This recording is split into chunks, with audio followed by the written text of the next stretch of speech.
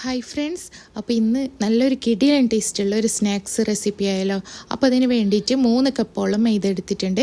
അതിലേക്ക് 1 table spoon ഈസ്റ്റും 1 table spoon തേനും ആവശ്യത്തിന് ഉപ്പും പിന്നെ കുറച്ച് എണ്ണയും പിന്നെ 1 കപ്പോളം ചൂട് പാലും അതും കൂടി ചേർത്ത് കൊടുത്തിട്ട് നന്നായിട്ടൊന്ന് കുഴച്ചിട്ടെടുക്കലാണ്. ഇത് ഒരു 2 മണിക്കൂർ നേരം എന്നിട്ട് മാറ്റി വെക്കാം. 500 ഗ്രാം ബോൺലെസ് ചിക്കനിലേക്ക് 1/2 ടേബിൾ സ്പൂൺ ഇഞ്ചി വെളുത്തുള്ളി പേസ്റ്റ്, ആവശ്യത്തിന് ഉപ്പ്, 1/4 ടീസ്പൂൺ മഞ്ഞൾപ്പൊടി, 1/2 ടേബിൾ സ്പൂൺ കുരുമുളക് പൊടി, 1/4 teaspoon garam masala, 1 table spoon മുളക് പൊടി, ടൊമാറ്റോ സോസ്, സോയാ സോസ് ഇതെല്ലാം ചേർത്ത് കൊടുത്തിട്ട് നന്നായിട്ടൊന്ന് മിക്സ് ചെയ്തിട്ട് ഒരു അരമണിക്കൂർ നേരം മാറ്റി വെക്കാം.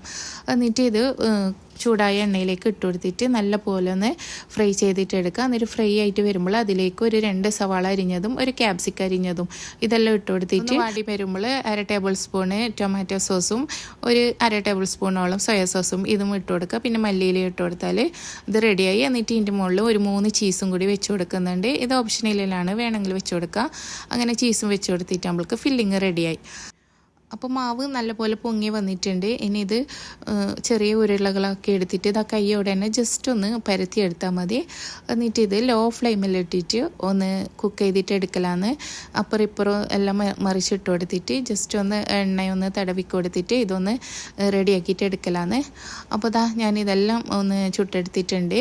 ഇനി ഇതിന് കുറച്ച് തണ്ണിയതിന് ശേഷം ഇങ്ങനെ ഒന്ന് കട്ട് ചെയ്തിട്ട് എടുക്കുക.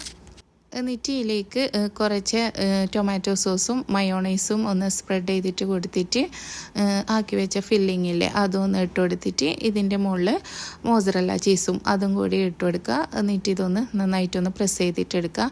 എന്നിട്ട് ഇങ്ങനെ ആക്കിയെടുത്തതിന് ശേഷം വീണ്ടും ഒന്ന് ലോ ഫ്ലെയിമിലിട്ടിട്ട് ഒന്ന് ജസ്റ്റ് ഒന്ന് കുക്ക് ചെയ്തിട്ട് എടുത്താൽ മതി. അപ്പോൾ അടിപൊളി സ്നാക്സ് റെഡി ആയിട്ടുണ്ട്. അപ്പോൾ ഇഷ്ടമായിട്ടുണ്ടെങ്കിൽ ഒന്ന് ഫോളോ ആക്കോ.